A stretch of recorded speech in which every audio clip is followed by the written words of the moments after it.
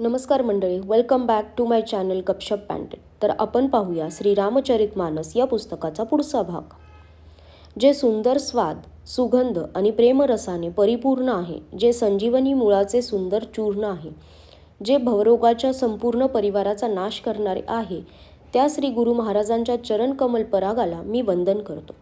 जे परागकण शंकरांच्या शरीराला सुशोभित करणाऱ्या निर्मळ विभूतीप्रमाणे पुण्यवानाला सुशोभित करतात, जे सुंदर कल्याण व आनंद यांची जननी आहेत, भक्तांच्या मनरूपी सुंदर आरशावरील मळ नाहीसा करणारे आहेत, तसेच जे कपाळावर धारण केल्यास गुणांचा समूह प्राप्त करून देणारे आहेत.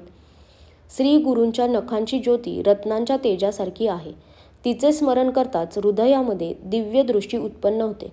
तो प्रकाश अज्ञानरूपी अंधाराचा नाश करणारा आहे. ज्याच्या हृदयात तो प्रकट होतो तो मोठा भाग्यवान होय. तो प्रकाश हृदयात प्रकट होताच निर्मळ दृष्टी प्राप्त होते आणि संसाररूपी रात्रीमधील दोष व दुःख नाहीसे होते.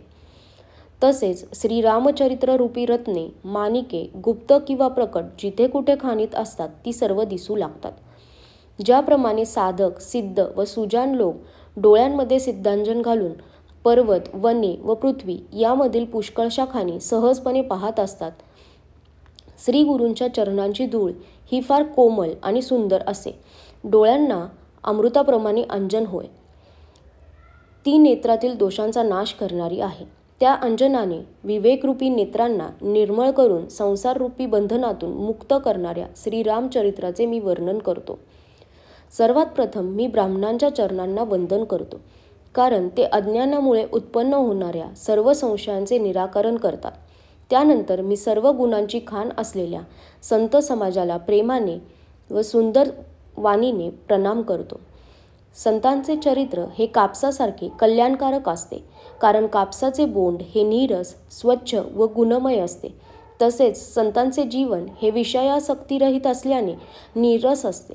कापूस हा पांढरा असतो, त्यासारखे संतांचे हृदय ही अज्ञान व पापरूपी अंधकाराने रहित असते, म्हणून ते उजळ असते.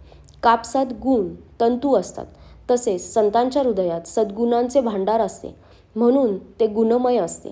ज्याप्रमाणे कापसाचा धागा स्वतःला अर्पण करून सुईचे छिद्र झाकून टाकतो, किंवा ज्याप्रमाणे कापूस हा पिंजणे, सूत कातणे आणि विणणे यांचे कष्ट सहन करून वस्त्राच्या रूपात परिणत होतो आणि दुसऱ्यांची गुह्ये झाकून टाकतो, त्याप्रमाणे संत स्वतः दुःख सहन करून दुसऱ्यांची छिद्रे, दोष झाकून टाकतो. त्यामुळे तो जगामध्ये वंदनीय कीर्ती प्राप्त करतो.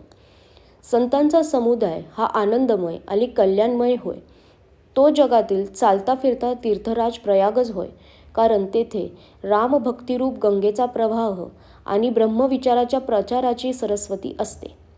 तसेच तेथे विधी निषेधरूपी कर्मांची कहाणी ही कलियुगातील पापांचे हरण करणारी यमुना नदी असते, आणि हरिहरांच्या कथा त्रिवेणी रूपाने शोभत असतात, ज्या ऐकताच संपूर्ण आनंद देऊन कल्याण करणाऱ्या असतात. त्या संत समाजरूपी तीर्थराज प्रयागावर आपल्या धर्मावरील अढळ विश्वासरूप अक्षयवट आहे, आणि शुभकर्मे हाच तीर्थराजाचा परिवार होय. तो सर्व देशांमध्ये आणि सर्व काळांमध्ये सर्वांना सहज प्राप्त करू शकतो. त्याचे आदराने सेवन केल्यास तो सर्व क्लेशांचा नाश करणारा आहे. तो तीर्थराज हा अलौकिक आणि अवर्णनीय असून तत्काळ फळ देणारा आहे. हा त्याचा प्रभाव प्रत्यक्ष दिसतो. धन्यवाद.